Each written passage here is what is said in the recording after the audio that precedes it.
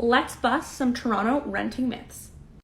So these myths are things that people believe to be legal that are in most of our lease agreements, however, are not actually legal or enforceable for the landlord to do. The first one is the landlord saying that you're not allowed to have pets.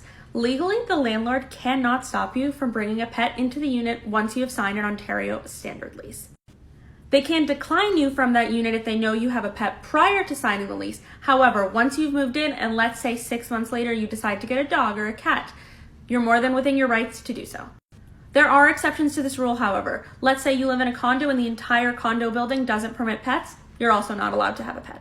Or if there are severe allergies or health risks on the property, that would actually permit you from having a pet on the premises as well. So let's say you signed an agreement saying that you're not allowed to have pets in the unit. Well, that clause isn't enforceable or legally binding. According to the Residential Tenancies Act, you're not legally allowed to permit a tenant from having a pet.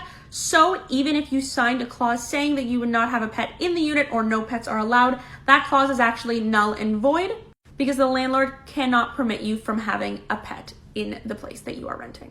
So the landlord can't evict you or punish you in any way for bringing a pet into the unit that you are renting. However, they could probably make your life a living hell, say the pet damaged the property. So again, try to be on the best terms with your landlord as possible at all times to make everybody's life easier. Additionally, if you live in a condo, make sure you check the declaration, make sure you know the pet rules that are allowed within the condo because you actually can be evicted if you bring a pet into a no pet allowed building. Follow me for more renter-friendly tips and to start to know your rights.